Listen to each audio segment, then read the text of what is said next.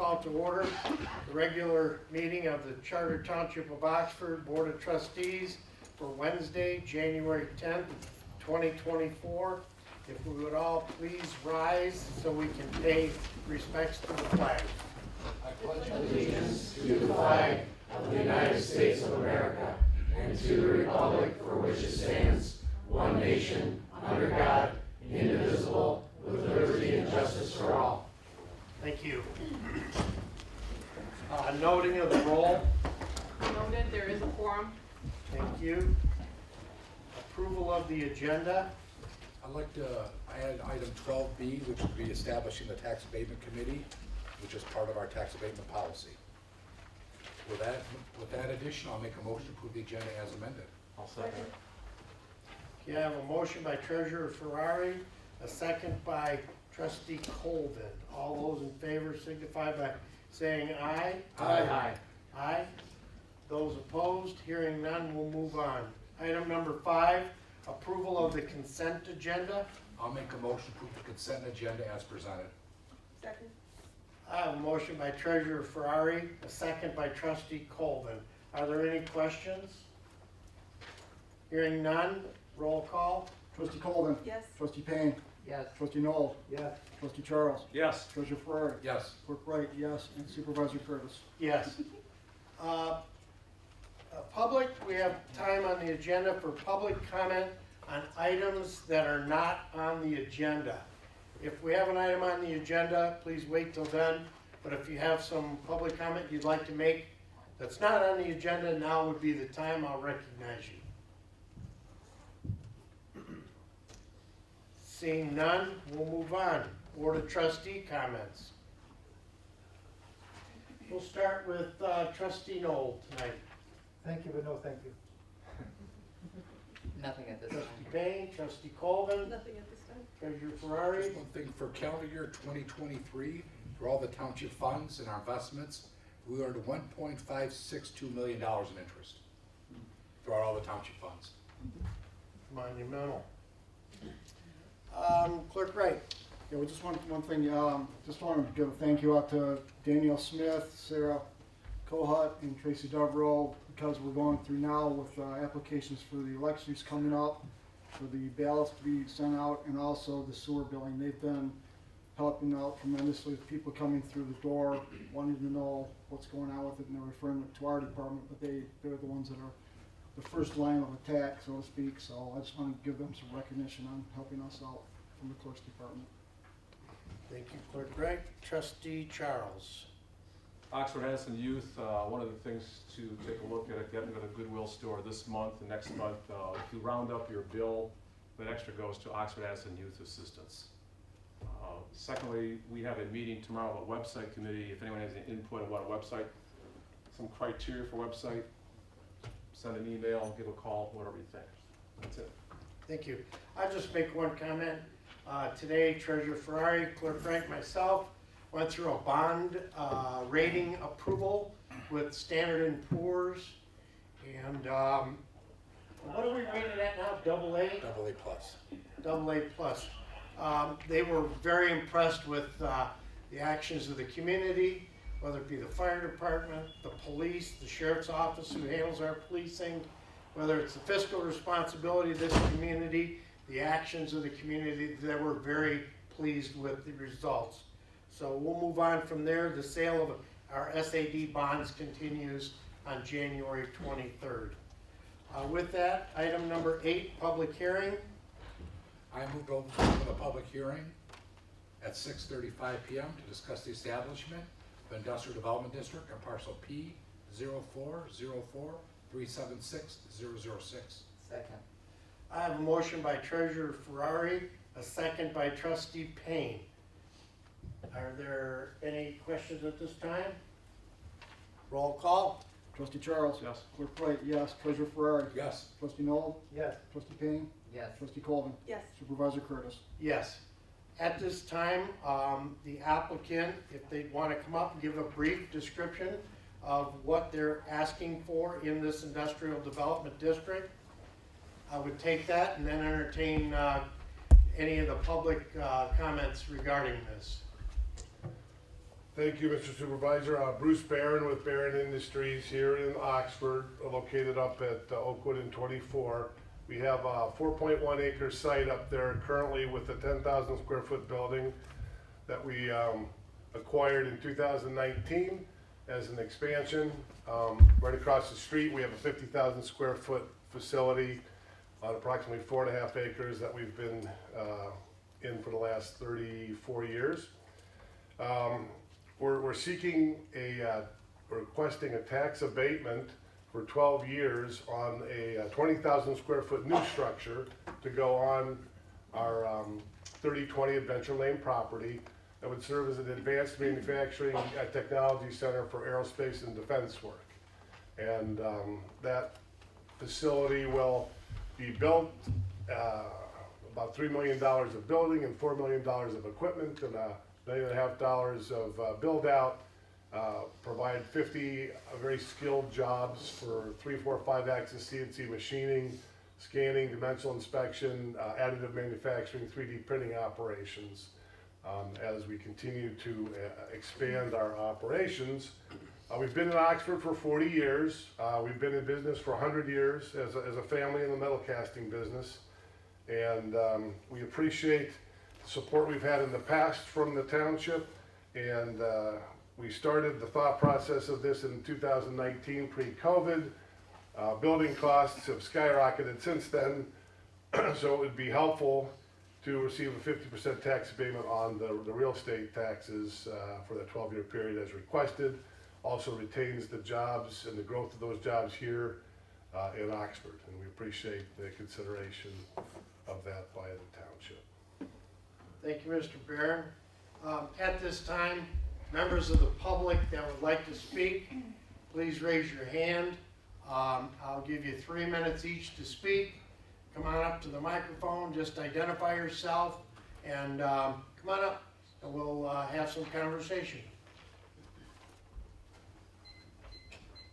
Hi, I'm Brian Jennings. I've been a resident in Oxford for 12 years, actually about a mile north of here.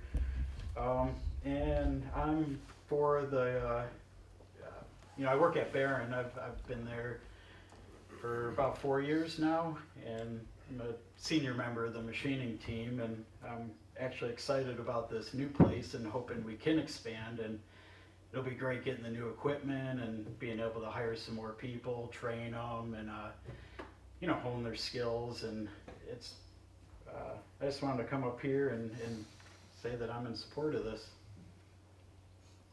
Thank you very much. All right, thank you. Yes, sir.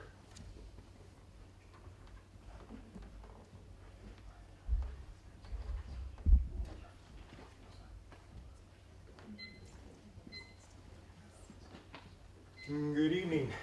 My name is Scott Boyne. I've been working at Barron Industries for over 9 years. Senior machinist, programmer, supervisor.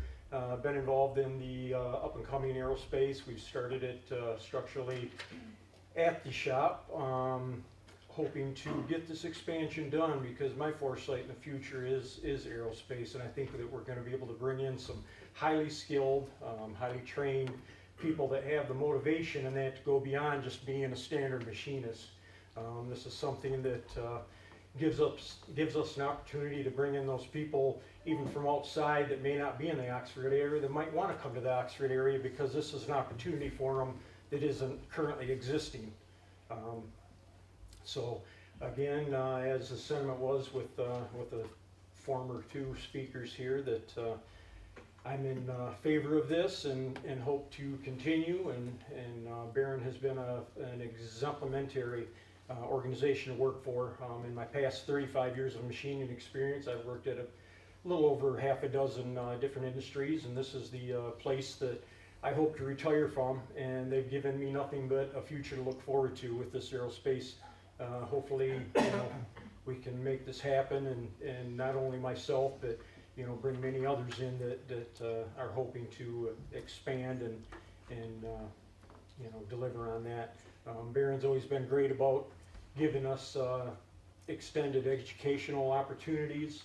I myself have been to Mastercam, Milturn, Mastercam, they're always right there willing to give us the extra push that we need to, become what we want to be.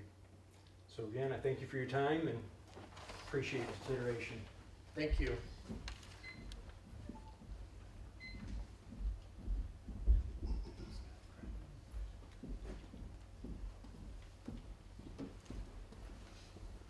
Good evening. I'm Pauline. Wait down a little bit. Thank you. Good evening. I'm Pauline Kearns. I'm the manager of human resources at Barron Industries. I reside in Clarkston, Michigan. I've been with Barron Industries for 5 years. I feel like Barron Industries is an asset to the community through its hiring, its upskilling, and its community services that we do. We also work very closely with the state and local agencies with hiring and training. We received the Going Pro grant last year, actually for the past 4 years, excluding the COVID year. And last year we also got the Regional Talent Innovation Grant. And so we did about $130,000 worth of training last year. And we plan on doing that again this year. And our hiring has been, it has been tough, but we hired about 51 employees in 22 and retained about 17. Last year we hired about 58 and retained about 28. So we're on, I can see it going in the right direction. And also, everybody at Barron Industries last year received at least a 10% raise because of all the upscaling and quality of the employees that we're now able to hire. So I'm really for this, and thank you very much for your time. Thank you very much.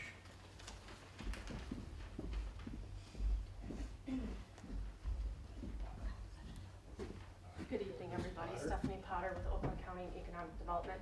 I just wanted to come and re-echo my sentiment the last time I was here.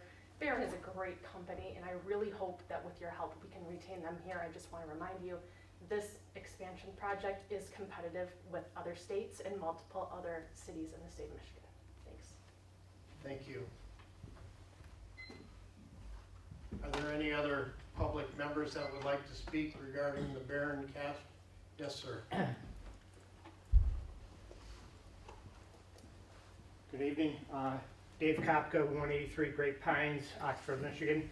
I've been a resident here for 15 years. I knew nothing of this expansion of Barroncast, but I would recommend them as a company. I've worked with them off and on at the place I work at, and they do good business, and I think it'd be a great asset to bring in more industry to Oxford. So, Thank you very much, David. Yes, sir.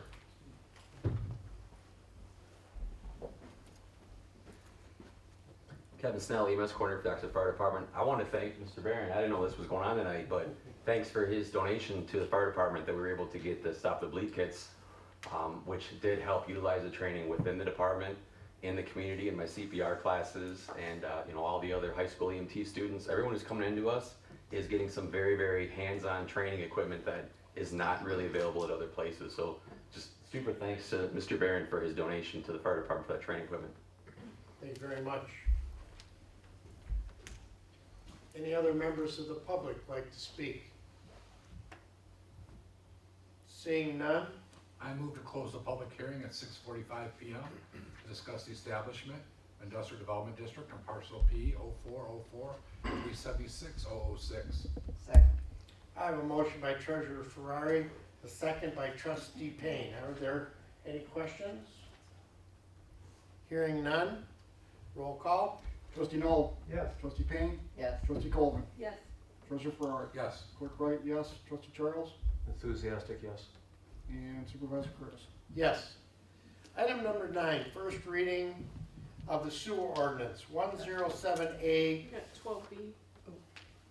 This, what was added, establishment of the tax abatement committee. We're not there. We're not there yet. That was We're at 12B. We're at 9. Oh, I'm sorry. That's twice I'm today sorry. you're wrong. I know. You thought I was napping. But Don't we have to set a second hearing? This is the second. That's 12A, we'll look at that. No. This is the first hearing to, I'll address that. This is the first hearing to develop the district. This is not granting an abatement at this time. Okay, so what we're doing now is 9A, sewer ordinance 107A.009, water sewer committee. Curtis, you wanna take this one? I'll take this one. The sewer ordinance has a few minor adjustments to be made, and thanks to Attorney Brittany Ellis, she pointed out that I had the wrong one that was sent, and I found out the reason why, but I won't get into that. There's a couple items that just need to be amended here as of right now on the first reading, and I'll scroll down to that page and I will show you where that's at. Right now, we have a lot of people coming to the clerk's department that want us to waive a penalty fee of $3.20. And I tell them I can't do that because the ordinances are set by the board, and this language here will strengthen that reinforcement when somebody comes to protest a $3.20 penalty. And that being that I tell them if they want to protest it, they're welcome to come to the township board for consideration.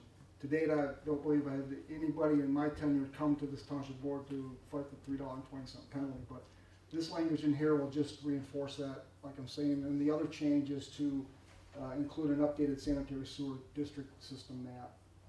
So, and that map is, what's that, 122, page number. You said 122? 122. So this is what the sanitary sewer district looks like in Oxford Township. There's a few areas that were not included in the previous ordinance, or existing one, I should say. But that's what it will look like. So with that in mind. I'd also like to have the committee take a look at the $3.20, because the county charges 10% for water. And the $3.20 isn't even, cover late fees and everything that township incurs. So like if the sewer water committee take a look at that. Yeah, and I want to reiterate Treasurer Ferrari's note. It cost us on average $15 to argue a $3.20 penalty. Well, don't argue. So that's something to take a look at. Put it this way, if I have to explain to you why a $3.20 penalty, why you didn't pay your bill, it costs us $15 to do that. So I'm not paying my water bill next month, right, a lot of people won't. Okay, moving on. I move to approve the first reading of the Oxford Township Code, Article 3, sewers and sewage disposal, and direct the township clerk to publish said ordinance in accordance with state law, and set the second reading of the ordinance amendment for February 14th, 2024.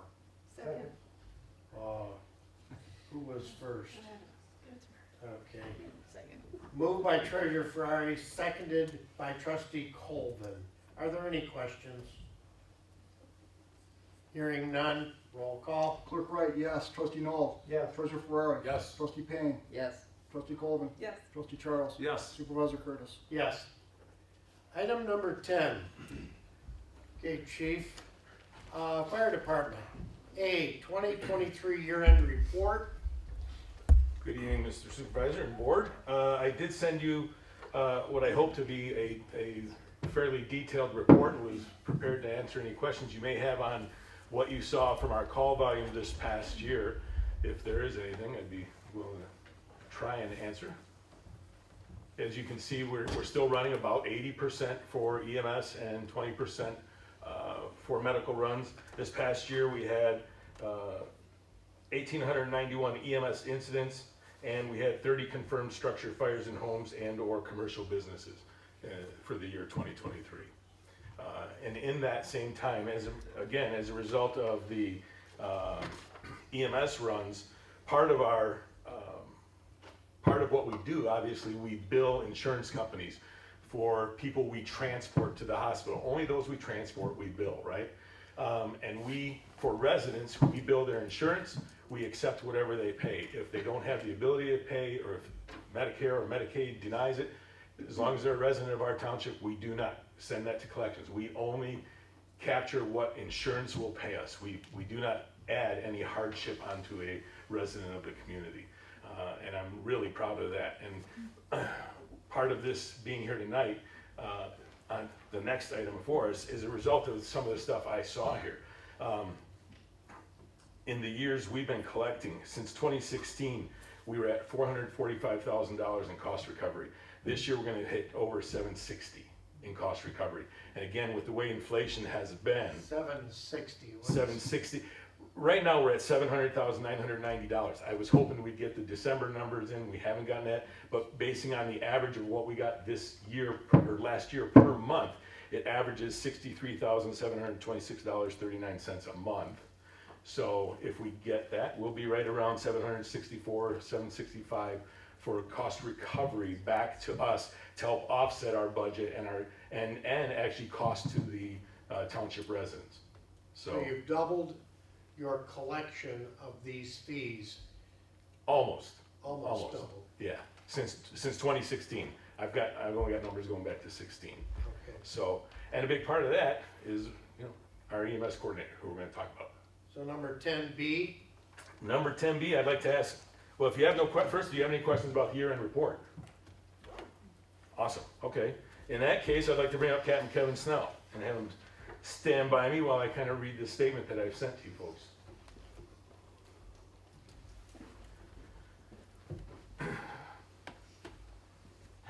I wanted to advise the board that we have recently received some good news regarding Captain Kevin Snell.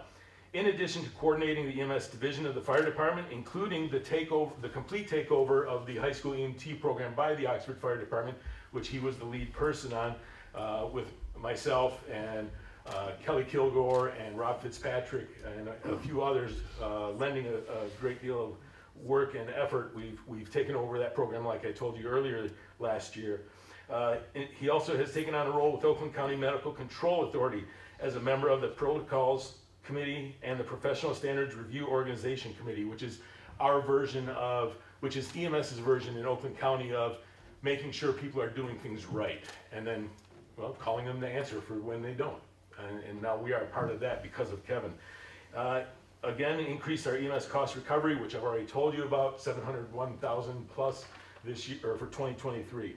Also, recently, he completed his bachelor degree of applied science in public safety studies from Siena Heights University, and we were notified in mid-December that he has been accepted into Eastern Michigan University's Executive Leadership Program School of Fire Staff and Command. This is an executive level officer program, master's level credits that he can earn if he so chooses to pursue that. The Staff and Command School is a prestigious, rigorous, and competitive executive fire officer program, which will take place 1 week a month for the next 10 months, beginning next month, at Eastern Michigan University. This year, the program had over 100 applicants, with 40 people being accepted into the class. And those are people from all over the state of Michigan. There are people going to be in that class from the UP and from the west side of the state, as well as the Metro Detroit area. We felt Captain Snell's hard work and dedication to the Oxford Fire Department and the Oxford community is worthy of recognition from both the department and the Township Board. So please join me in congratulating him and wishing him good luck this coming year.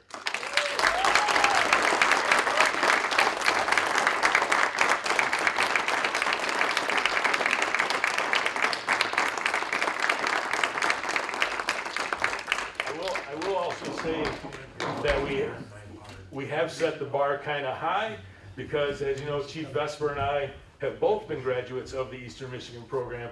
Chief Vesper was one of the elected board members of his class, and I was valedictorian of mine. So, not that we're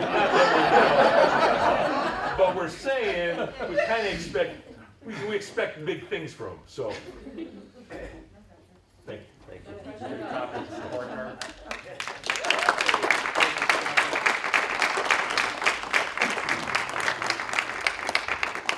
And my last item, as you know, again, at the fire department, we do have a water fountain near the front door. It is dated. The one side doesn't really work. And with the high school class being there, those kids, drinking water amongst those students is something else, I'm telling you what. But we are looking to put in one of the water fill stations that has the bottle similar to what we have here and what we're seeing at other places. We did reach out. We were unsure of cost, so we wanted to put it out through the procurement policy. And it turned out, we put it out to 4 different organizations, 4 different companies, 3 local, 1 non. Only 2 responded, and the low bid is with NES here in town for $3,500 on the nose. So I still wanted to just make sure we followed things the right way in getting this taken care of. And so I just was asking to get the go-ahead to be able to move forward and make the purchase and have that updated. Give that authority. Go ahead and buy one. All right. Because where the numbers were, I didn't think it really required, but because I just wanted to make sure we're following. This is the third one we've purchased now, and it all started out with one of our speakers coming up on item 13A. Okay. Yeah. Thank you very much. If you have nothing else for me, I want to thank you for your time, and again, thank you for helping me recognize Captain Snell. Thank you. Thank you.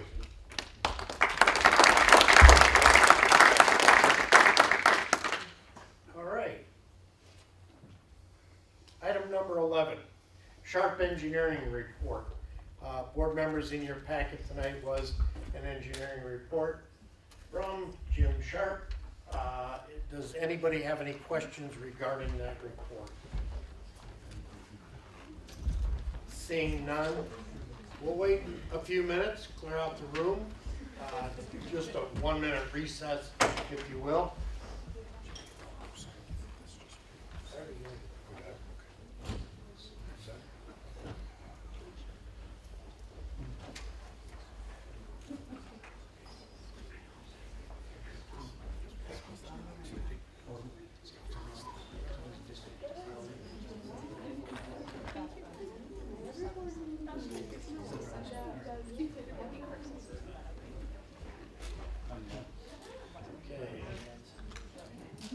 All right, we'll go back in.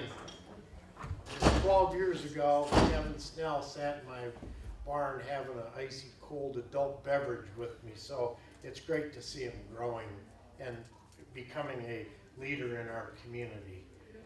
Item number 12, unfinished business. 12A, resolution to establish an industrial development district. Board members, we have a request to develop or to recognize a district on parcel number 040376-006. You've heard the public comment tonight. We've gone through with our attorney. We've worked with Michigan Economic Development Corporation. We're working and continue to work with the Oakland County Economic Development Committee to formulate this economic development district. So, with that, if you'd move back up the other way, move down, scroll down. There you go. What page number? We have a resolution in front of us prepared.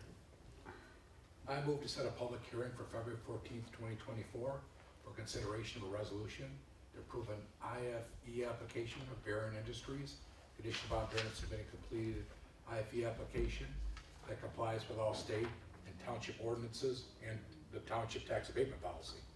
Second.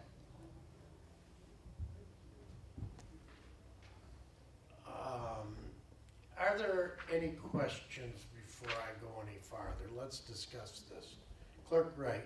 Yeah, that is motion number 2 to be made. The first motion should be a resolution to establish the district, in my opinion. Okay. So we have a motion on the floor, moved by Treasurer Ferrari. We have a second by Trustee Payne. And that motion is past what we already have to do first. Yes. Yeah, we gotta vote this. I rescind my motion.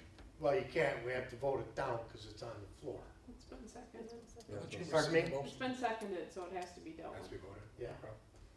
So a no vote is to vote that down so we can at least Circle back. So I call the roll. Trustee Noel. No. Trustee Payne. No. Trustee Colvin. No. Treasurer Ferrari. No. Clerk Wright, no. Trustee Charles. No. Supervisor Curtis. No. I move to approve the resolution to establish industrial development district encompassing parcel P 0404376006 located in Oxford Township, Michigan. Hereby authorize the township clerk to certify and file the same. Second. Okay, I have a motion by Treasurer Ferrari, a second by Trustee Payne. Are there any questions? Hearing none, roll call. Trustee Noel. Yes. Treasurer Ferrari. No. Clerk Wright, yes. Trustee Charles. Yes. Trustee Colvin. Yes. Trustee Payne. Yes. Supervisor Curtis. Yes. I move to set a public hearing for February 14th, 2024 for consideration of a resolution to approve the IFE application of Barron Industries, conditioned upon Barron submitting a completed IFE application that complies with applicable state law, township ordinances, and the township tax abatement policy. Second. I have a motion by Treasurer Ferrari, a second by Trustee Payne. Any questions? Yes, Trustee Colvin. Is it possible just to waive the policy in this instance, since there's only one industry that will be applying? Let me ask our attorney to step up and state what we can do. So the policy, it's my understanding the board may want to consider moving forward with utilizing the policy in its consideration once the application for the tax exemption actually is submitted to the township. However, the township board has the discretion to waive any policy. In this case, with just considering the industrial district, since it's a simple one parcel, we know who the owner is. In my opinion, we did not need to apply the policy as far as having a subcommittee look at that application. So the answer is yes, we can waive the policy. Yes. But the policy is pretty in-depth. It requires a $2,000 application fee, has a scoring system. How to Is score that it. a question, Treasurer Ferrari? Our Go ahead policy, and ask me the question. our policy, I think, is pretty in-depth. Back when the board adopted it in 2011, they had a pretty strong policy in terms of how they're gonna evaluate each applicant, not just this one, any applicant. And I thought, at least at the time when they put it together, it was a pretty good policy. Yeah, well, let me address that for you. The Michigan Economic Development Corporation approved, I'm gonna guess at this, about $800,000 using the scale that we used in our policy, using a scale of what it means to our community. Oakland County Economic Development went through this whole process with Barron Industries and awarded them over $200,000 in different avenues. So we're looking at the state looking at it, garnering, and the county garnering over $1 million in economic development to someone who wants to come to our community to invest about $8 million. And do we want to waive this policy is what the question Trustee Colvin is asking at this time, basing our faith in the Michigan Economic Development Corporation and Oakland County Economic Development. Are there any questions? Yes, Trustee Charles. So the person from MEDC had her hand raised. Maybe you can add some insight into this? If that's okay if I... Sure, come on up to the mic. Sorry, I'm from Oakland County Economic Development. Sorry, Oakland County. It is to my knowledge that it's a state law that an industrial development district has to be laid out before a tax incentive can be approved by the board. Okay, and Stephanie, what happens is, in the last 2 days, we found an old policy that was developed in 2011. Because back before when, what was it, 193, Act 198 was really gone over and understood by communities that were with large districts being formed. Our community developed this form to put together. Okay, as long as it policy. satisfies the PA 198, my life is good, so thank you for clarifying. It does. And reviewing the form, I can save us a few $100s by going over all of the information that you've compiled. And Abby, Amy, Amanda Baker. Amanda. Yep. I knew it was an That's Amy. okay. Amanda had formulated and put together in our original package, showing the incremental increase in over 50 jobs, showing the incremental asset addition to the Oxford Township of $8 million. You know, all of this stuff calls it out in our policy, along with the ability to take that abatement away should the report card not be Correct. Yes. not be to our satisfaction. So to review the policy, we can override it tonight. Wonderful. Well, if it saves you money, I am all for it. Sorry. So I look for a motion or what we're doing here on item 12B. Yes, Clerk Wright? There's a motion on the floor, but I just want to figure out what the last additional language that was put in the motion so I can make sure I'm voting accordingly. Okay? Sorry. It's to add in the tax abatement policy. My theory in adding that in is local control. No different than wind and solar, but that's not the state level. Not that we're not gonna go the way the state wants us to. I want to be local control up to the 7 of us to figure out if it's best for our community. Not the MEDC, not the county. The 7 of us, which would be our supervisor, having the committee looking over this to see if it's worthy for us. Not having the state or the county dictating it to us. Okay. Clerk Wright? So your motion is that not only setting the public hearing, but abiding by the policy that's in place. Correct. Local control. Okay, I'll call the roll. Mr. Supervisor, Yes. just a question. So I'm confused. We have the motion on the floor. It's been seconded to include the policy. So if we go ahead and vote this in favor of this, then we have to abide by the policy or have another motion to omit the use of the policy. Is that correct? It is correct. If you vote yes, you approve that we have to go through our policy. If you vote no, then we shoot that motion down and we have to have another motion to vote on. Thank you. I'll call the roll. Clerk Wright, no. Trustee Charles? No. Trustee Colvin? No. Trustee Payne? No. Trustee Noel? No. Treasurer Ferrari? Yes. Supervisor Curtis? No. Yeah, look for a motion. Yes, Clerk Wright. I move to set a public hearing for the February 14, 2024 for consideration of a resolution to approve the IFE application of Barron Industries conditioned upon Barron submitting a completed IFE application that complies with applicable state law and township ordinances. Second. I have a motion by Clerk Wright and a second by Trustee Payne. Any questions? I have a comment. The next meeting of February, I've asked Clerk Wright to put this abatement policy on our township board agenda for review. We have not had a township abatement asked since Rillo Boring, and that was back in who knows when. Digging it out of our memory, as stated by Treasurer Ferrari, is pretty tough. So it's not a roadblock, if you will. It just guarantees that we have answered all our questions. It can be done. So we're gonna bring it on to the agenda for February 14th and see if we should turn it to an ordinance or a policy. I call the roll. Trustee Charles? Yes. Trustee Noel? Yes. Trustee Payne? Yes. Trustee Colvin? Yes. Clerk Wright, yes. Treasurer Ferrari? No. And Supervisor Curtis? Yes. Mr. Supervisor, Yes, Trustee Noel. just a point of clarification. Do we need to have another motion acknowledging that we're not going to use the policy that we mentioned before We just did. by not including it in this policy? Correct. Thank you.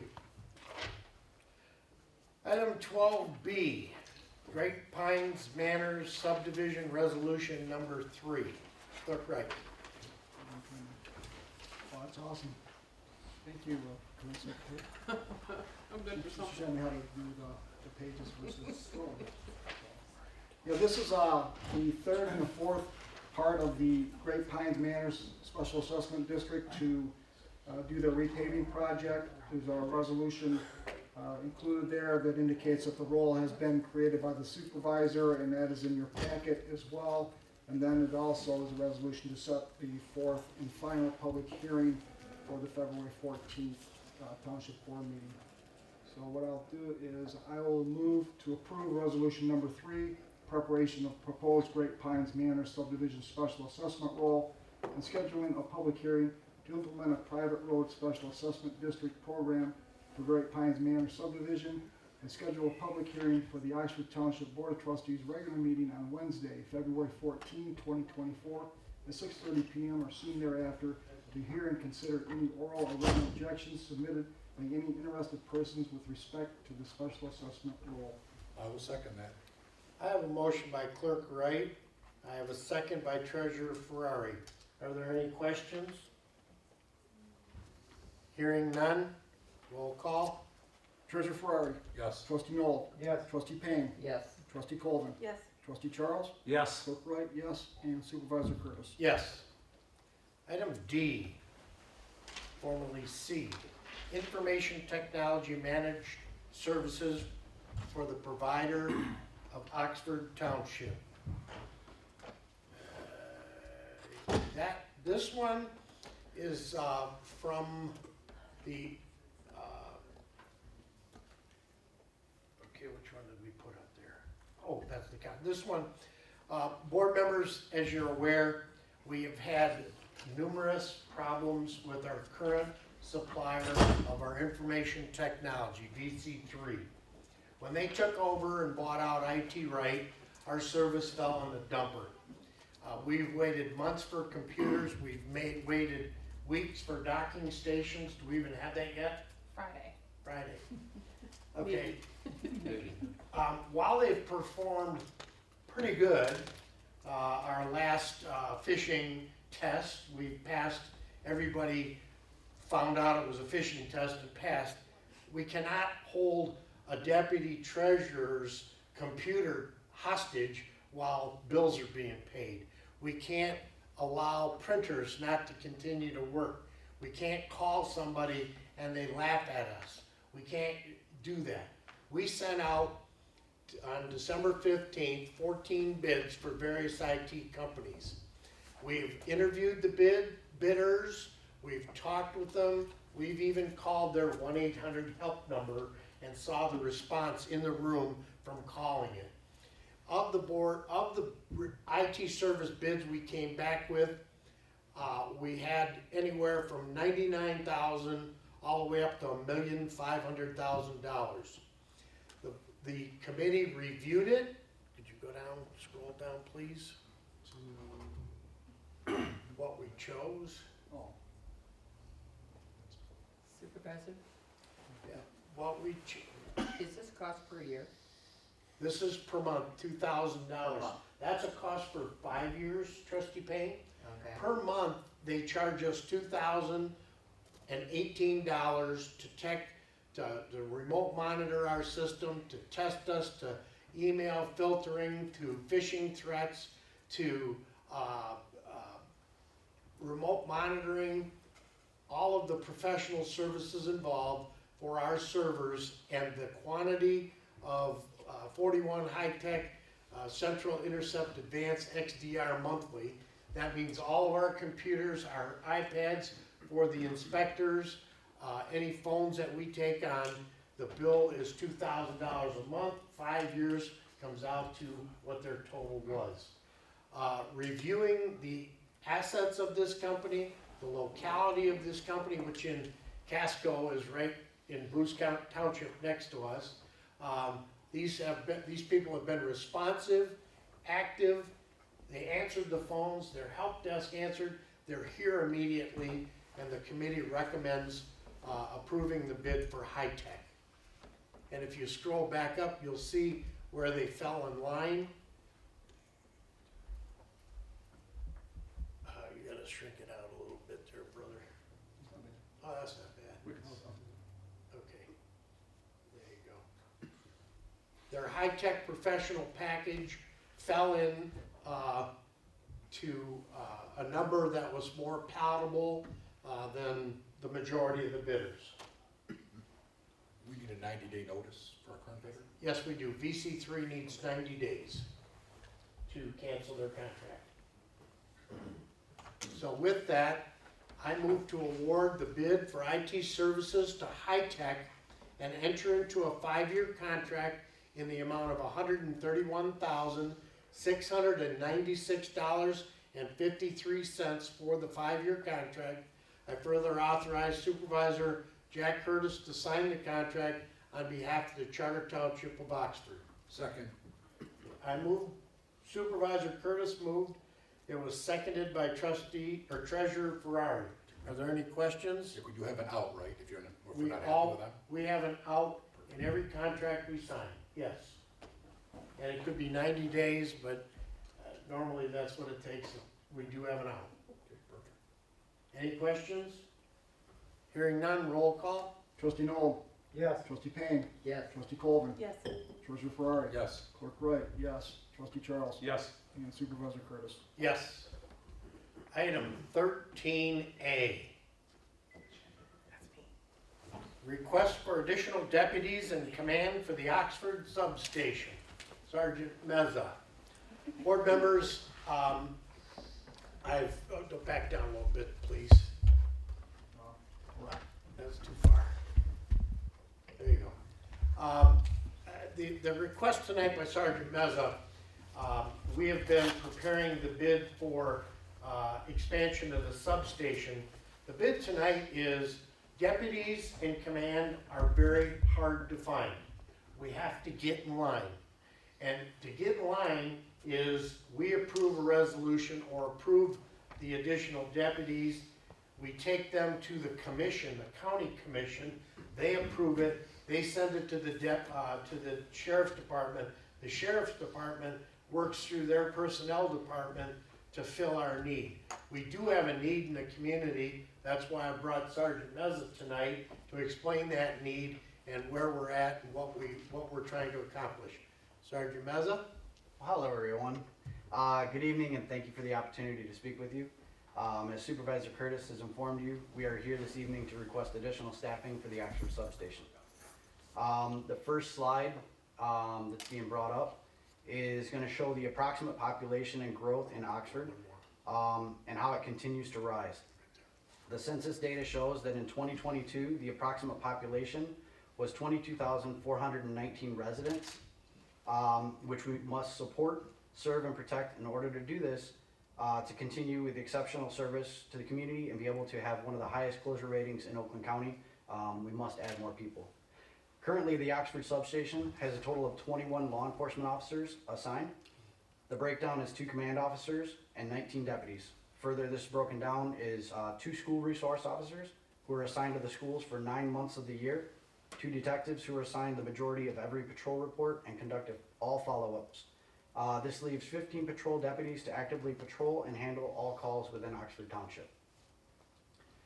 Last year, the Oxford Township substation responded to 20,469 calls for service. These include 911 calls, walk-ins, fauna patrols, assist fires, and more. These calls were handled by the 15 deputies, which equates to approximately 1,364 calls per person. This tends to bog down our deputies and slows response times. The second slide, after that one, that was the statistics to show what our township substation does. The second slide, which is the FBI data, has guidelines for staffing. Across the board, the national average is 1.7 law enforcement officers per every 1,000 residents in communities with populations of 10,000 to 24,999. The guidelines are broken down into regions as well as population. The higher the population suggests more staffing, which we're not looking to overstaff or take advantage of anyone. Currently, with the staffing that we have, puts us at approximately 1 deputy per 1,500 residents. The third slide, so that's that 1.7. It shows you kind of the numbers of where we're at with our population. Again, we're not looking to over ask or oversell. That's the numbers right there. So your third slide is going to show the supervision of staff as suggested by FEMA, which is the Federal Emergency Management Agency, which sets the standard for staffing and supervision, as well as build, sustain, and improve responses. It suggests that effective management and span of control is 1 supervisor to 5 subordinates. Currently, right now, we are at 1 supervisor to 9.5 deputies. Maintaining proper span of control is important as we need to constantly evaluate and supervise, as well as mold and mentor each employee daily, weekly, monthly, and yearly. Currently, as a sergeant, I must perform monthly evaluations on all 19 deputies, conduct their performance evaluations, their yearly reviews. I also go through every single report, ticket, and activity log that any deputy, detective, or SRO writes currently. And I assign or close those accordingly. In addition to these duties, I am assigned as a detective sergeant who must also attend to cases and see those through to prosecution. This is just a sample of what command must do to support our deputies and efficiently run a substation, in addition to multiple other unnamed tasks, such as schools, special events, and crossroads, to just name a few. In closing, we are requesting the addition of 3 law enforcement officers, 1 uniformed patrol sergeant, and 2 swing car deputies. This will help to bring our staffing levels to more up-to-date need, as well as help alleviate some of the responses and duties to a more manageable level. This addition and wording, as a detective sergeant and patrol investigators, the wording itself would allow us to bring 3 new cars to Oxford Township as well. For the deputies, the price is the same, but the wording allows for 1 car per person. The detective sergeant, for wording purposes, comes with a car so they can respond at all times and will be able to actively patrol in another marked car.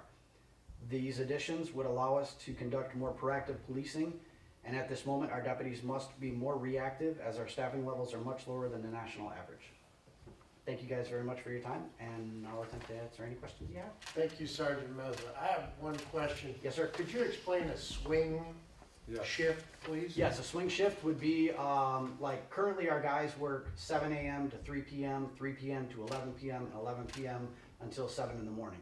A swing car would come on at roughly 11 o'clock in the morning and work until 11 to 7, right? So you would hit that middle spot where changeover's happening, any calls in between to help cut down on overtime on guys having to stay later.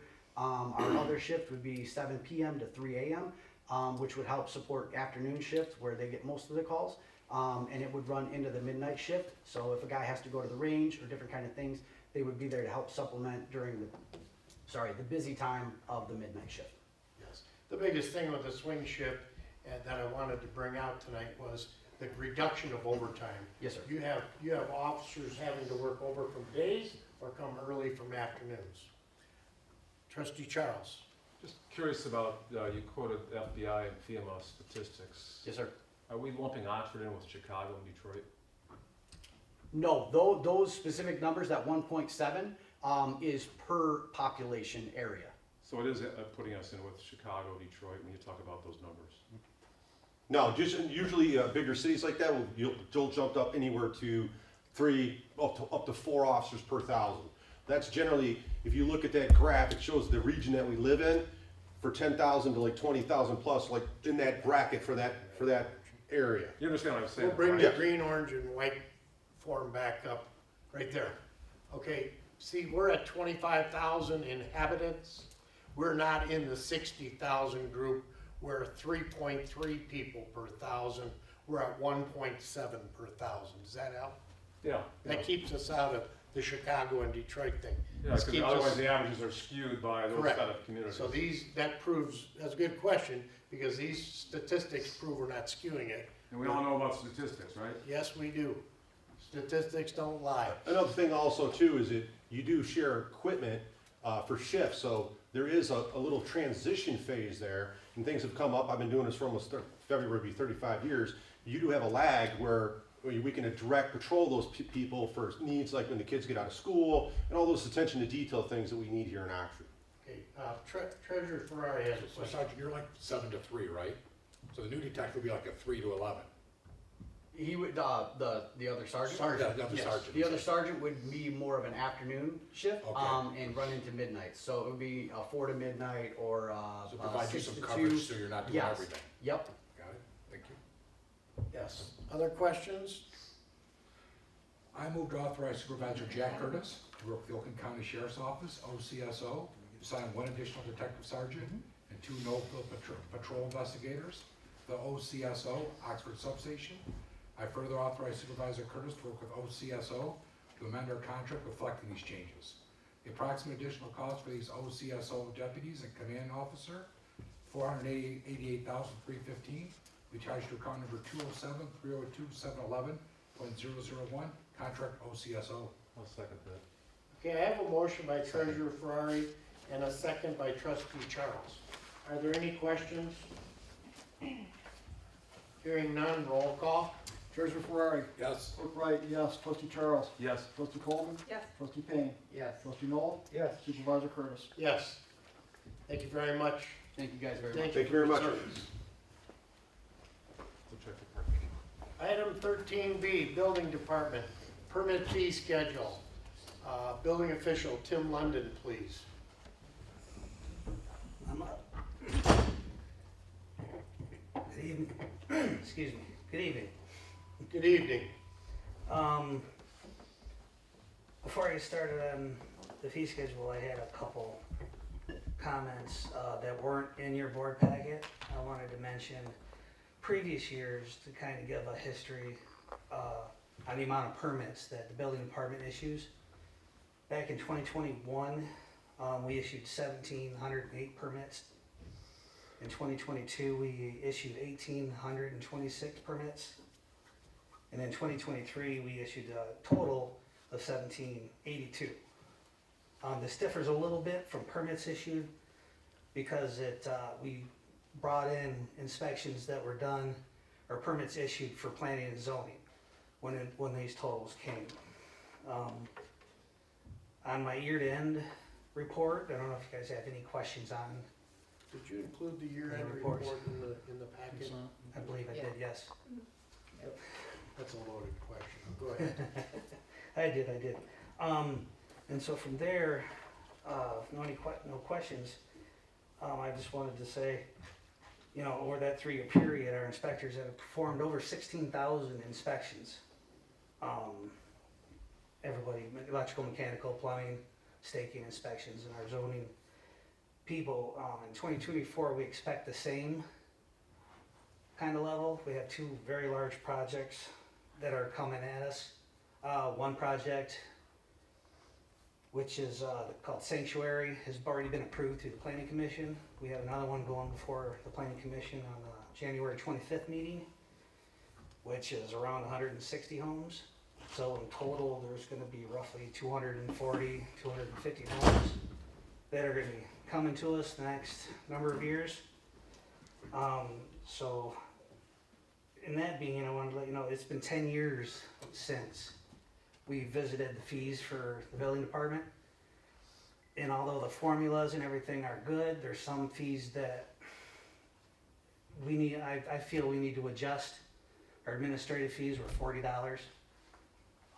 These days, I've proposed changes, which I don't know if you can see them up there. The current is 40. I'm proposing these administrative fees, non-refundable. That will cover the cost of our employees processing the permits from start to finish. Building permits, they could be a minimum of 10 inspections that have to be scheduled for building. Trade permits, usually 3 to 4 each. Those are just the minimums. So there's a lot of work involved. So to cover our cost, I'm proposing to up our administrative fees. Some of the other fees that I'm proposing on here are inspectors. Now, they're really getting hard to come by and find good quality inspectors. The number for the state has decreased over the years. And when we have good ones, you gotta pay them. So I proposed a slight increase in our inspection fee, roughly about 12%, I guess, from $50 to $60 to help incorporate any future increase in wages for the inspectors.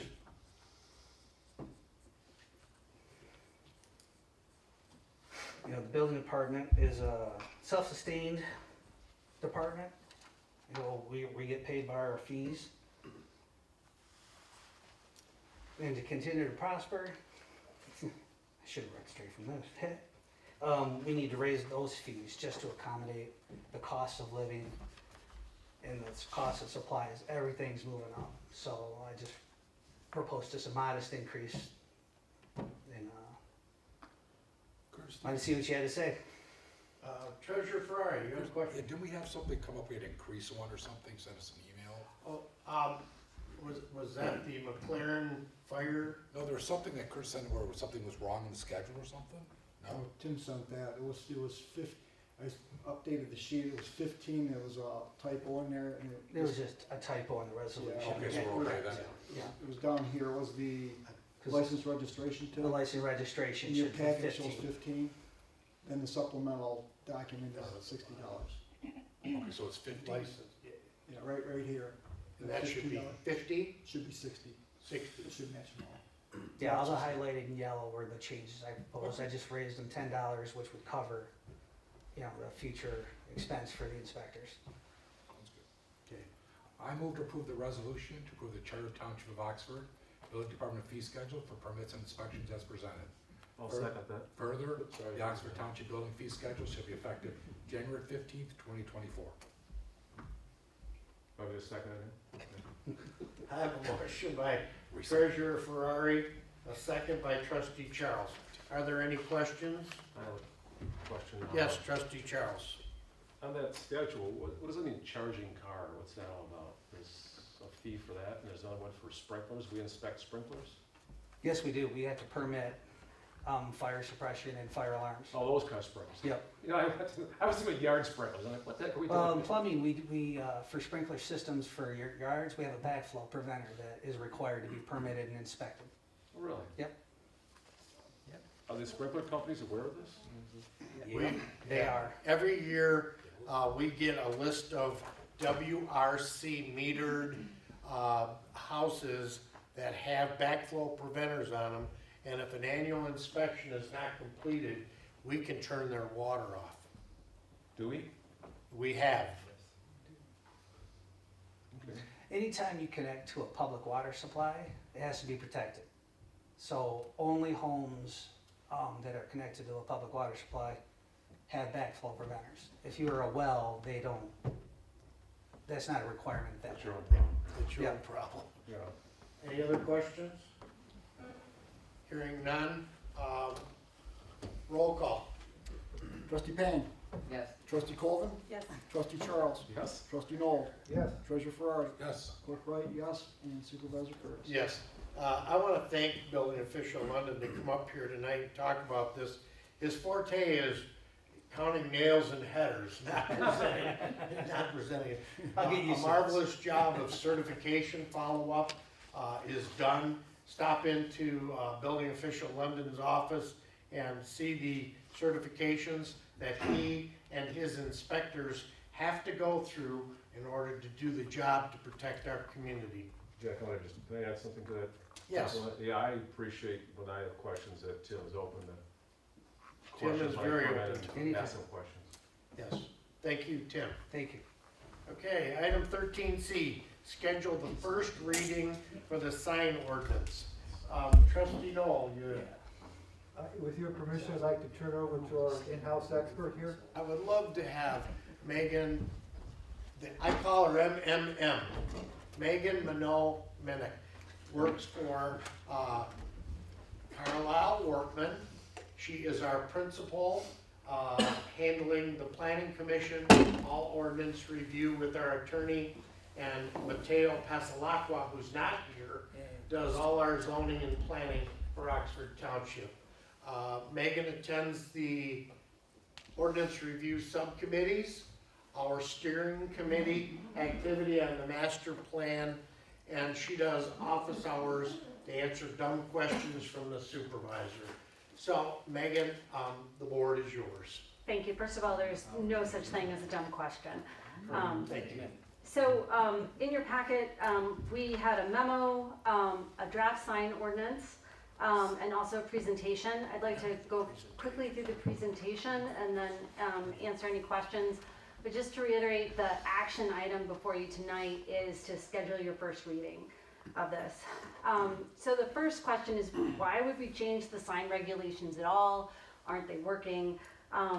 First, it's been a 2.5-year process. I haven't had the honor of being part of all of that. You had a change in attorney during that time. Also, I think that you've had changes within the board and the planning commission. So when I came on board in January, one of the first things to do was to look at this at direction from your township attorney, because your sign regulations are not what's called content neutral, and they're in violation of a U.S. Supreme Court case that dealt with the First Amendment, so freedom of speech. I'll get into what content neutral means in the next slide.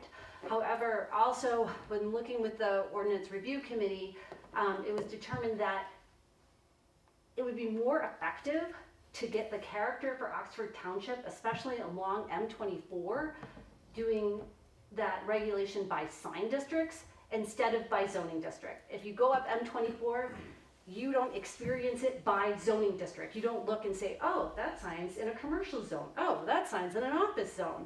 You experience it as a corridor on either side. And Independence Township and some of your other neighbors in Oakland County have taken this tact. And the ORC felt, and later talking to the Planning Commission, they both felt that that was an appropriate way to get Oxford the character that you wanted.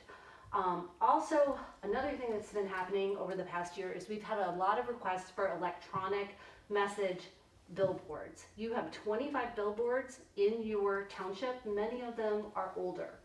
And when companies want to update them, they want to update them to this electronic message billboards. And that was one of the reasons to look at this as a standalone ordinance. And I'll get into what that means a bit later. So if we could go to the next slide to talk about what content neutral means. So if you look at these signs that are on the slide, they all seem familiar to you, right? But right now, your current ordinance says that for sale sign, that's a real estate sign. That sandwich sign that says now open, that's a sidewalk sign. The political sign for Mayor David Roberts' campaign, that's a political sign. What this Supreme Court case said in Reed versus the City of Gilbert is that if you have to read it to know what type of sign it is, it violates the First Amendment. So if you can go to the next slide, what that court case said is that you can regulate where it is by either the zoning, assigned a district or a land use, construction or duration. But you can no longer have different things for temporary signs based on their content. So to everybody just think for a minute and think about that, because we're used to looking at things and like, that's a real estate sign, that's a political sign. Now they're lumped all together by a federal court case. And so this is something that we have to do. This is not a, it would be nice, this is a have to. And this is a place where it's made us as your planning consultant, I think it's made your township attorney very nervous because you're not in the best legal position that you can. Just a quick one. So the two criteria, location and something else, I didn't quite catch that. Location, what type of land use it is. Is that it? Okay, all right, that's it. All right. Construction, so whether it's temporary, whether it's interim, so maybe it's going to be there for a year or two, or whether it's permanent, and duration. Okay? Thank you, that's a great clarifying question. If we could go to the next slide, I want to tell you about the process that we went through in the past year. So working with the Ordinance Review Committee, and I want to thank them for all their hard work because they really did help to drive a lot of the decisions. We looked at sign regulations from Orion Township, Independence Township, and the Village of Oxford as models. And looking at those really took from that the Village of Oxford wanted to make sure that the sign regulations meshed, especially going on M24. From Orion Township, that's a standalone ordinance. And looking at that as an example rather than it being in the zoning ordinance, which is options. And also the ORC really liked the graphic image of Orion in that they use tables. And so you'll notice in the draft that you have, there are a lot of tables for every set of regulation. We also all went on a driving tour of M24. That is what all the pictures are. I'm sure Trustee Knoll can tell you more about that trip.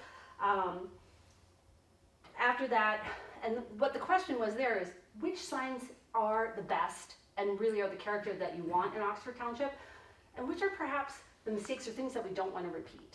And so took that discussion and then said, okay, what's best is that's what we want the rules to reward and the rules to create. And looking at that, it was decided on a standalone approach. And one reason for that, to have a standalone ordinance, so to take it out of the zoning ordinance, currently it's in the zoning ordinance. When anything's in the zoning ordinance, all that case law that comes up with the zoning ordinance comes with that, but also all the regulations on nonconformities, so if it doesn't match the law, and also all of the case law with appeals. And so there's less flexibility when you have something in the zoning. And signs are one of the most often things that the township gets applications for. Every business needs a sign. I think every one of you has probably had a sign in your yard at one point in time. Everybody knows signs. And I think your township attorney can tell you that signs are one of also the places that there's the most litigation that municipalities face. So one of the reasons to take this out of the zoning ordinance and have a standalone ordinance is that if, again, there's another Supreme Court case like Reed versus Gilbert, which these things happen a lot, especially around freedom of speech, then if those regulations are no longer in compliance, as we've been in this iffy place, then as a standalone ordinance, that's not threatening the rest of your land use laws. So it's a bit safer from a point of view of impending a case law coming down the pike. So you're in some ways you're inoculating yourself, or from putting your land use laws, all of them, in jeopardy if there's a change that just affects signs. Mr. Supervisor, would you mind if I took questions from people? Sure, yeah, Treasurer Ferrari. I think just over the years, this has been in and out, in and out, in and out. I've been through so many signboard revisions in my tenure. Back in '92 it was in. It was taken out in '93. Put back in, I think, in '98. Mm-hmm. Take it out, I mean, it's just been in and out all along. So I don't know what's the best way to do it. Because each time it goes in, right, the planner, the attorney says, oh, you gotta get it back in the ordinance. The best way to do it is you know how to regulate it. Every time we take it out, but it says, oh, you gotta get it out of the ordinance. It's a good thing to have it as a standalone. So honestly, I work in almost a dozen communities. Some have it in a standalone ordinance, some have it in a zoning ordinance. That is the choice that we presented to the ORC. And for your specific situation now, especially with those looking at enabling electronic billboards and having a little more control over, having the township board being able to have some more control over giving exceptions, that really, and then again, with the development pressure you're probably going to experience in the next 10 years, taking those sign regulations out and keeping those land use areas safer, that the ORC felt that was the best choice. If it's the board would have the option to direct us to say, put it in the back, keep it in the zoning ordinance. But at this point, that would maybe cause some delay in approvals. Attorney Alice? Yes. It was your recommendation that we do what with this sign ordinance? Keep it in the zoning or keep it out of the zoning? It was my recommendation to take it out of the zoning for many of the reasons that your planner went through. For practical reasons as well, it makes a lot of sense because as she touched on, this is one of your most utilized ordinances by the public. They need to be able to find it quickly, and that can be hard when you bury it in your zoning ordinance, which is very voluminous. So that's one of a few reasons why I am in favor of it being a standalone. And times have changed, Joe, to where it's better to have it out right now. I spent 2 hours this morning with Clerk Wright going through the sign ordinance from application to installation, including inspection fees, including signage, what you can say, including the number of complaints we have, and what happens outside of zoning. 5 years from now, they'll be saying, can we get it back in the ordinance? And you know what? It might be a possibility. Might be a possibility. So we had a full draft ordinance. The township attorney has reviewed it and weighed in. the ORC made a recommendation, Planning Commission had a public hearing on it, and made a recommendation of the text that's before you, and then, the Township Board, obviously with any ordinance, has to have 2 readings. If we could go to the next slide. I just want to explain the sign districts a bit.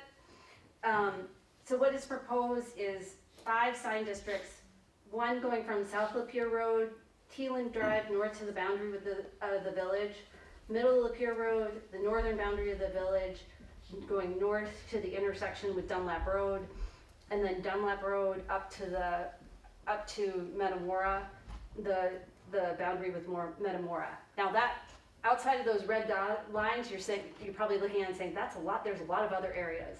So then what would be created is 3 other sign districts, one for the remainder of the township that's zoned industrial, one for the remainder of the township that's zoned recreation, public and quasi-public, and then also one for residential agricultural.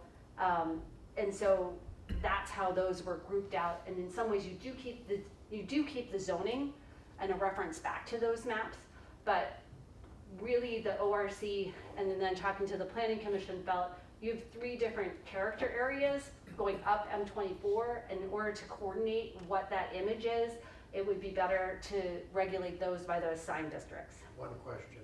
Yes. What about religious institutions? We have Christ, the old Lake Point that wanted a digital sign. ZBA turned them down, but they're not in one of these corridors. They're off of West Drainer Road. Right, so then they would fall under, it depends on where they were zoned. So most likely I imagine they're in a residential district. And then they would fall under those. And in the residential district, it has different regulations for non-residential land uses. You don't want a flashing. Which is why the ZBA turned it down. Right, the flashing yellow, green church sign in a residential district. You're trying to sleep at night, and the sign's going on. Like rule. Mm-hmm. Go ahead. Also, if we could go to the next slide,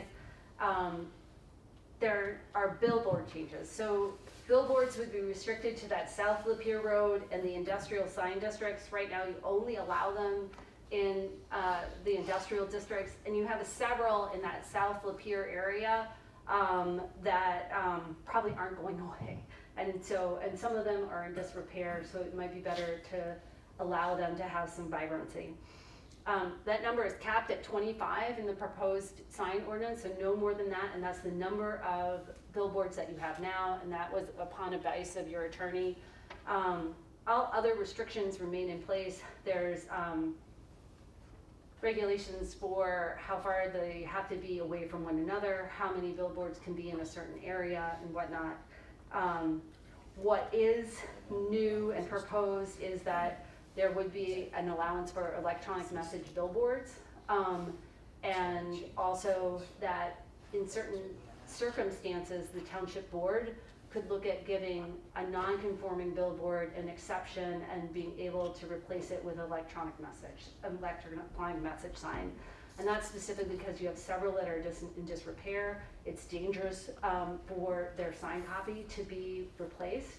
And again, listening to the industry, have heard that really what they want to replace it with is an electronic message. So you're watching for questions if there's any. Yeah. It's not an automatic then? No. These guys are automatically electronic? No, they're not automatically electronic. If they are in conformance, then they're, with the spatial regulations and whatnot, they're automatically in conformance. They could change that, and they have to meet the parameters of what an electronic message billboard sign would need to be in terms of lighting intensity, glare, color, how it changes, how long there is a minimum duration for how long the message needs to be there, and those are in the regulations. But in the case of most of them up there, if you look at that map, most of them are in non-compliance. So you'll see there's a red dot in the middle. Any of those with that red dot, those are non-conforming billboards, and they're non-conforming usually because of those spatial regulations that you currently have now and are proposed to remain. In those cases, if someone wanted to change that to an electronic message sign, they would have to petition the township board, is what's proposed, and there are certain circumstances they would have to meet in order for you to hear that application, and then that's at your discretion based on standards. This would all come to us prepared with all the knowledge. Yes, yes. A recommendation. And recommendation from your township attorney, you would have analysis and recommendations from your planner. We just wouldn't willy-nilly No. approval out. It would be thought through the attorney, through the planning, through the zoning. So if somebody that has a message center, if he wanted to go that route, there's a process. He's automatically entitled to get No. an electronic. No, no. Correct. Okay, okay. Yes. All right, and then the Next slide. next steps would be you to schedule the first reading. We've recommended a few changes, staff has reviewed it, township attorney has reviewed it. We all have a few changes that we'd like to see. These are more clerical in nature and could occur between the first and second reading. So there are a few, this is the first reading tonight. Set the first reading. No, Set the first reading. This is to set the first reading. There are some changes that Attorney Ellis has to make, that you have to make, and Sharp's Engineering's considered if there's anything in there. Yep, yeah, he doesn't hear this bill, but they'll come. So by our first reading, they will have another chance at correcting anything. So if you're reading of the package, something has come up, missed a T, something like that, bring it forward, we have a chance to do it. But tonight, we would like to schedule the first reading. I move to set a first reading of sign ordinance 85.A.001 with February 14th, 2024, Oxford Township Board of Trustees meeting. Second. I have a motion by Treasurer Ferrari, a second by Trustee Payne. And I'm gonna collapse, probably fall on the floor, because I have been pushing this sign thing through since I came into office. That's how old this has gotten. Any questions before we move forward? Hearing none, roll call. Trustee Noel? Yes. Trustee Payne? Yes. Trustee Colvin? Yes. Clerk Wright, yes. Trustee Charles? Yes. Treasurer Ferrari? Yes. And Supervisor Curtis? Yes, and I want to thank Trustee Noel for leading the charge on this. Oftentimes, people weren't available, people were off, people didn't want, I mean, it was, I called him one day, I said, I want this darn thing done. And, I mean, it was a meeting canceled, so he's put up with a lot of it for the last almost 2.5 years. Thank you. Item 13D, cemetery fee resolution. Clerk Wright.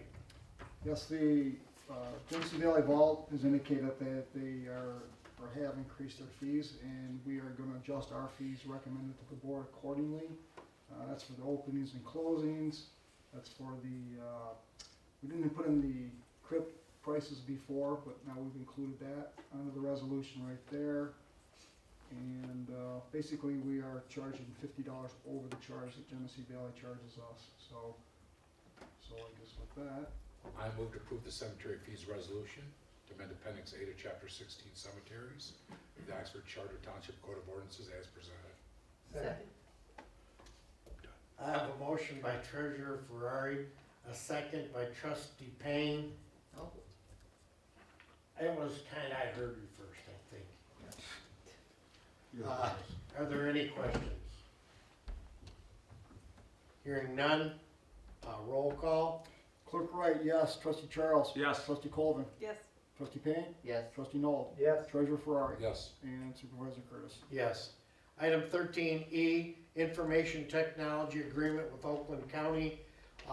Board members, the county has an agreement with the Charter Township of Oxford for IT services regarding GIS, which is property gateway, things like that. We have to have an agreement, an IT services agreement with them. When I got it, I noticed that it changed. I had to run it through Attorney Ellis because there were some changes in there. We submitted back changes, they were denied. A few of them were denied, some of them were changed. After a little haggling, we got to a point where I've been agreed that I should sign this resolution for the IT resolution. I move to approve the resolution to approve the IT services agreement with Oakland County and authorize the township clerk certify and file same, and I hereby authorize the township supervisor to execute the IT services agreement. Second. Wow. Treasurer Ferrari moved, seconded by Clerk Wright. Any questions? Hearing none. Roll call. Trustee Colvin. Yes. Trustee Payne. Yes. Trustee Noel. Yes. Treasurer Ferrari. Yes. Clerk Wright, yes. Trustee Charles. Yes. And Supervisor Curtis. Yes. 13F, Camp Oakland Valve Vault Replacement, Water Sewer Committee. Board members, we'll go down a little bit here. Yeah. The Camp Oakland Sanitary Sewer Pump Replacement, it'll be starting early in 2024. It's pretty started right now. All the equipment is landed there. They're working on it. Sharp Engineering is recommending the replacement of 2 existing vault valves. Say that twice fast. You saw in your package photos of the vault valves. They are subjected to an environment that non-humans should be subjected to, but shifting of the soil, placement of the pipes, upper right-hand corner, you can see one is bent a little bit from settling. These valves are scheduled for replacement in a few years, but we're working on that vault now, and it was deemed that we should do it. The Water and Sewer Committee is recommending their replacement of those valves to the tune of $50,000. I move to approve an amount not to exceed $50,000 for the removal and replacement of vault valves as part of the Camp Oakland Sanitary Sewer Pump Station project. Second. Moved by Treasurer Fry, second by Trustee Colvin. You said that vault valve's better than I did. Any questions on this? Roll call. Trustee Charles. Yes. Clerk Wright, yes. Trustee Noel. Yes. Trustee Payne. Yes. Trustee Colvin. Yes. Treasurer Ferrari. Yes. Supervisor Curtis. Okay, item 13G. Jack's got to vote on You that. didn't vote. Oh, I'm sorry. We gotta vote on it.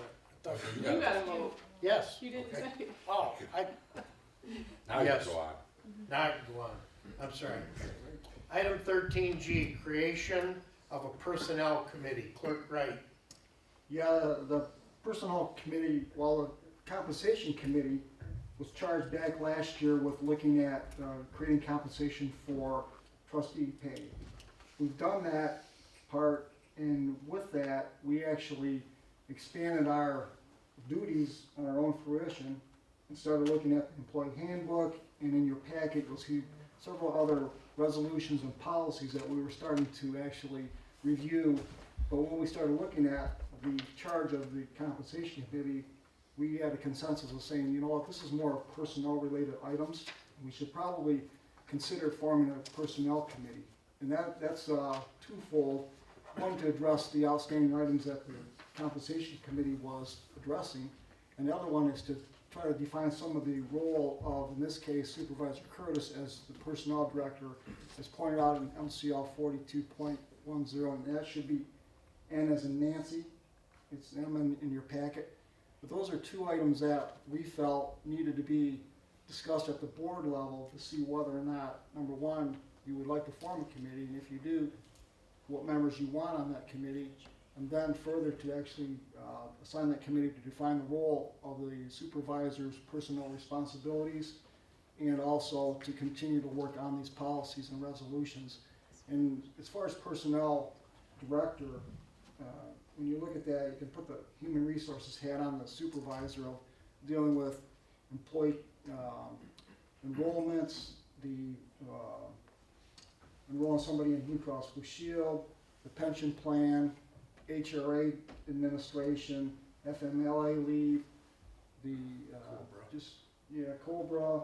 there's several avenues that need to be defined on whose responsibility is it, because some of the people in the office, they really don't know who to go to actually get their item addressed. And with the MCL indicating that the supervisor is the personnel director, that puts the onus on, in this case, Supervisor Curtis to actually determine whether or not he wants to address the issue or whether he's qualified to address the issue. So I guess I'll throw this out on the floor to, I guess, Trustee Colvin, if she's got any more to add from being on the committee, and I guess Supervisor Curtis, if you want to add anything else as well. Trustee Colvin, do you want to add anything? Yes, we all agreed that it should be a personnel committee, not the compensation committee. It was outside of our charter. I actually made the recommendation to appoint Clerk Wright, myself, and Trustee Payne to be on this committee, just because I think we all come from different angles, and it would be a good committee to have a lot of different perspectives on what these policies should say. Yeah. What happened, the past administration relied heavily on the clerk to do enrollments, to the clerk to know, as the keeper of the keys, he had all these documents on file in his office. Some instances came up where the administration of the past gave the feeling that Clerk Wright was the HR director, and when I questioned some things because I read the law and said that it was me, nobody wants the HR job. If you'd like it, I'll give it to you. Yes, Trustee Payne. So I have a problem with this motion that's written here, because it's saying that all this work needs to be accomplished and presented for board approval at the February meeting. It's a little tight. This is a lot of work to be done. I didn't write the resolution, but I agree with it. I don't Because think that's, the I haven't got handbook's that been time. around for 6 months and we've been trying to change it, so I agree. Yeah, Wholeheartedly. yeah. Clerk Wright has a question, I think he'll address it. I was just thinking. How about future board meeting? That's it. I was just trying to operate at Supervisor Curtis's speed. So. Oh, well. And also, what I'd like to say too, though, is that Deputy Clerk McCullough handles just as much, if not more, of the HR duties in the clerk's department.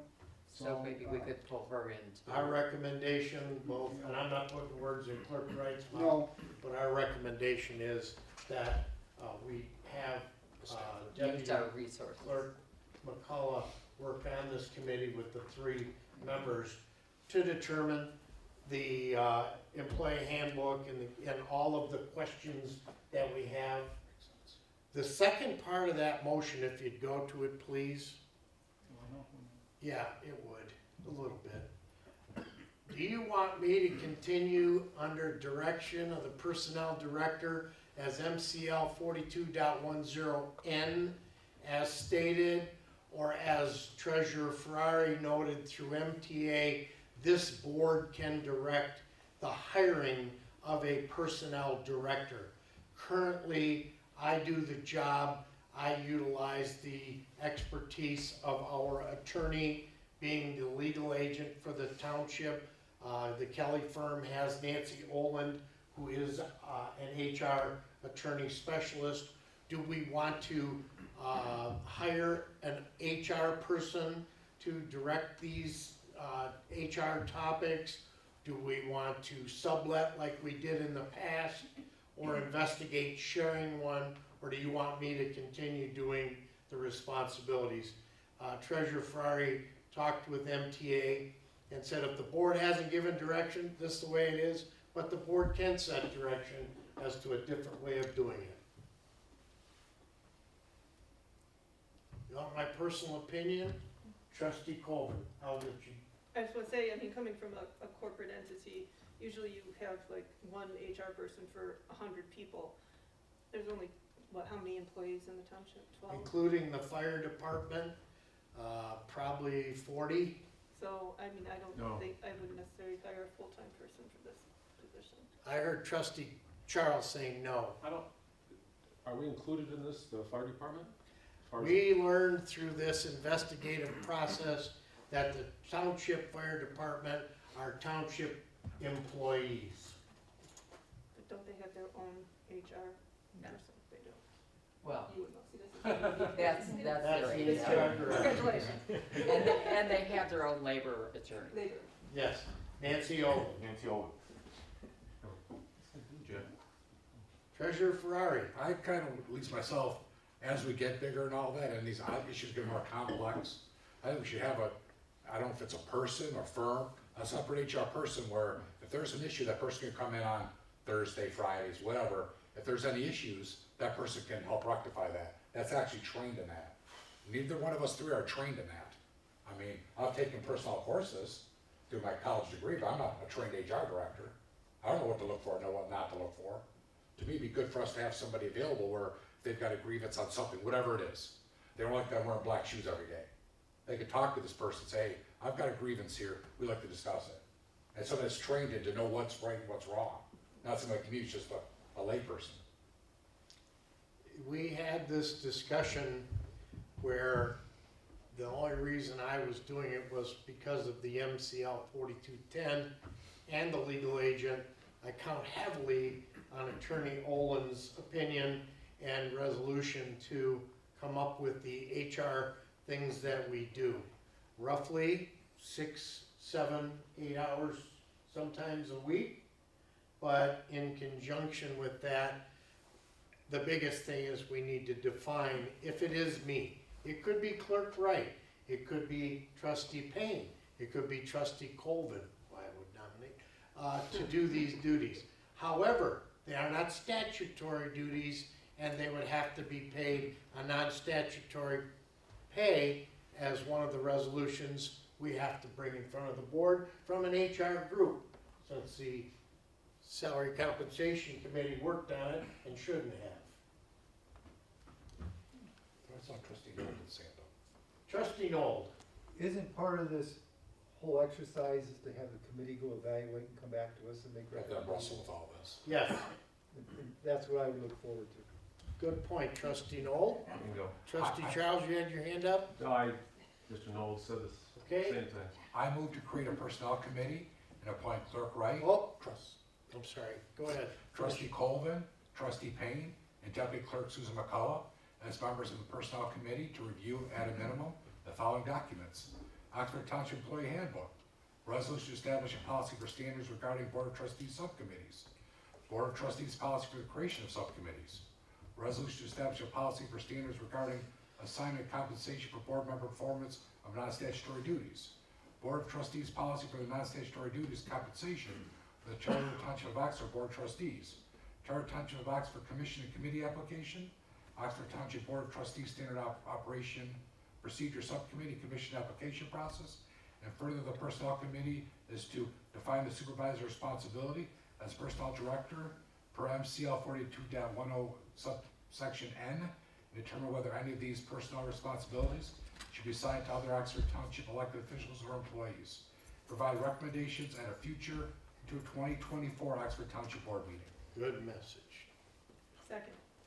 You gotta hear Margie to do it. Moved by, motion by Treasurer Ferrari, second by Trustee Colvin. I have a question from Clerk Wright. I just have a statement to have Secretary / Deputy Clerk McCullough comment whether or not she would have time to serve on the committee because we're in the heat of elections throughout most of the year.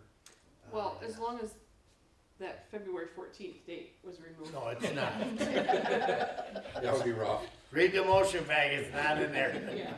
Yeah, February 14th would have been impossible. We'll give you a year. Are there any other questions? Could you read off the committee members one more time, please? Clerk Wright, Trustee Colvin, Trustee Payne, Deputy Clerk McCullough. Super. Okay, I have a motion and a second, and no questions. Roll call, please. Trustee Colvin. Yes. Trustee Payne. Yes. Clerk Wright, yes. Trustee Charles. Yes. Trustee Noel. Yes. Treasurer Ferrari. Yes. Supervisor Curtis. Heck, yes. Okay, motion carries. Let me get back to the agenda. I was moving down. Items removed from consent agenda, we had none. Public comment. Are there any public who would like to comment? Catherine, you've been so quiet out there. No other comments? Thank you. Board of Trustees comments. We'll start with Trustee Charles. No comments. Clerk Wright. No comments. Treasurer Ferrari. I do like the idea of bringing the tax abatement policy to the next meeting and making that as an ordinance. So in case anybody applies, the clerk or supervisor can say, here's our guidelines, do you meet it? Come back, if not, that's it. I sent an email, copied you today, requesting it on the agenda for February 14th to let this board determine whether they want it in ordinance form or policy form so that we have it in front of us and it's not hidden. People don't have to remember it. Yes. Trustee Colvin. No comments. Trustee Payne. Happy New Year, everybody. Trustee Noel. With your permission, sir, I'd like to yield to Megan to give us a very, very brief synopsis of the master plan process update. Thank you very much. Planner, Masson-Minnock. yeah, Masson-Minnock. Thanks. The steering committee has met for 4 times now and has been great in terms of guiding public engagement. The survey that they helped to craft and guide is online. It's being advertised. There are also hard copies here available at the Township. CJ's been great in getting the word out and facilitating that, and also the committee members. We will have, we're looking to have an open house at the Legacy Center on Sunday, March 10th in the afternoon. The steering committee felt like that was the best place to reach the public where they're at. And we discussed last night what those discussions would be. To hit the highlights, it would be basically what's the master plan and when has it worked before, and give examples of that. To talk about farmland preservation, natural features preservation, connections between roadways, and also that the township's going to encounter growth and get people's opinion on how to manage that growth. Okay, 2 questions. Yes. And it's my turn to comment if you forgot. March 10th is daylight savings time. We know that, but again, it was just felt that that was a great time to do it. I do want to say that there's a copy of the form in the back of the room with the QR code to take the survey. I want to talk about communications and grants manager, CJ Carnacchio, going around to local businesses and churches and establishments with stacks of these surveys to put out there. We have hit social media a lot of times with requests to fill out the survey. So hopefully we'll get that somewhat done. My other comment was asked about what the cost of the rental is left on the substation build out. We owe about $34,000 on the current substation build out. So in rent, we have to get a couple more years back, plus the new one we're building. Why we're taking it out of us is so the village doesn't have an encumbrance on our substation. Other than that, thank you everybody. It's a hard road to hoe. We all have business, we all have a life, and we continue to move forward. Thank you. I'll make a motion to adjourn. Second. A motion by Treasurer Ferrari, a second by Trustee Colvin. Any questions? Seeing none. All those in favor signify by saying aye. Aye. Those opposed can stay here.